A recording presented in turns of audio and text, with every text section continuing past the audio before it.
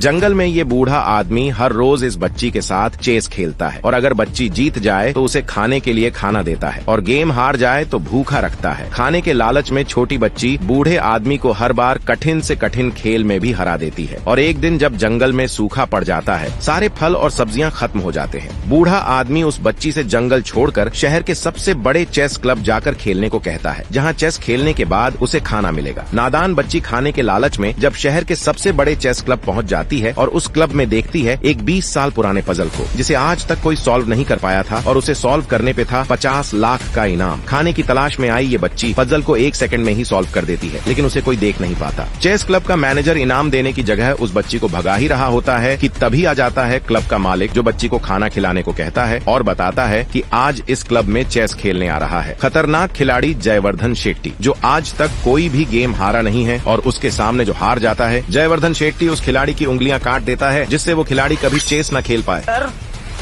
शेट्टी और उसके आदमी आ गए हैं।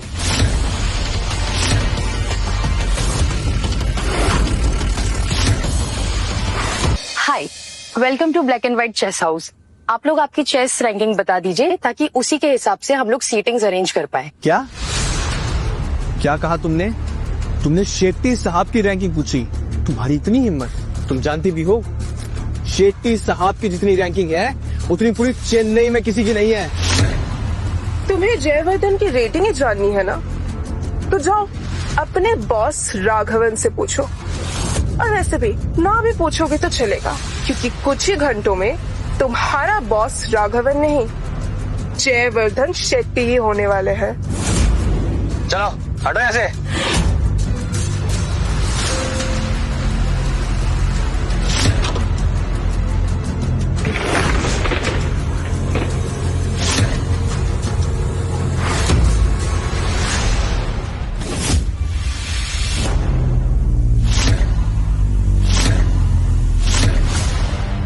तो तुम ही हो जयवर्धन शेट्टी?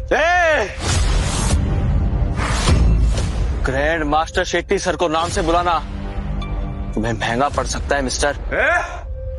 और राघवन सर के सामने इस तरह से चाकू घुमाना तुम्हें और तुम्हारे बॉस को महंगा पड़ सकता है।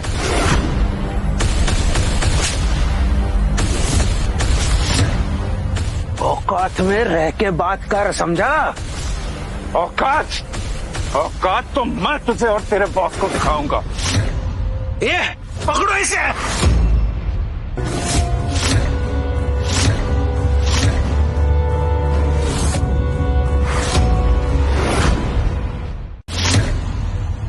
Black and white chess club अपने हर गेस्ट के लिए ओपन रहता है।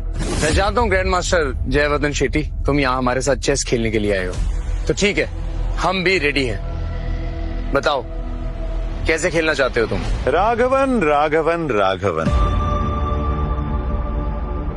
तू मेरे साथ चेस खेलने के लिए रेडी हो?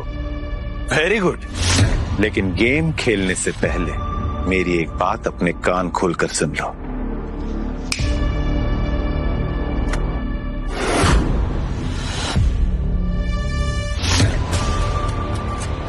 अगर तुम गेम जीत गए तो ये सारा पैसा तुम्हारा। हाँ, अगर तुम ये गेम हार गए तो मैं तुम सब की एक एक उंगली काट दूंगा। मिस्टर जयवर्धन शेट्टी, मैं मानती हूँ कि आप ग्रैंड मास्टर हैं, लेकिन इसका मतलब ये नहीं कि आप कुछ भी बोलेंगे। और ये मत भूलो कि इस क्लब से भी कई ग्रैंड मास्टर निकले हैं और हमारे राघवन सर भी एक वक्त पर ग्रैंड मास्टर रह चुके हैं, तो तुम अकेले नहीं हो जो चेस जानता है, समझे? जयवर्धन, टाइम वेस्ट मत करो, सीधा सीधा बताओ कि तुम खेलना कैसे चाहते हो। Good, very good. मुझे तुम जैसे लोग बहुत पसंद हैं जो सीधा मुद्दे पर बात करते हैं। तो सुनो, ये खेल मैं कैसे खेलना चाहता हूं। जाओ और सबसे पहले अपने इस क्लब के बेस्ट प्लेयर्स मेरे सामने लेकर आओ। तेरी ये मैनेजर भी तो बोल रही थी ना कि इस क्लब से बहुत सारे ग्रैंड मास्टर्स निकले, तो तेरा जिस किसी को भी बुलाने का मन है ना, उसे बुला ला, क्योंकि बाद में मैं कोई बहाना नहीं सुनूंगा कि मैच टक्कर का नहीं था इसलिए हम हार गए।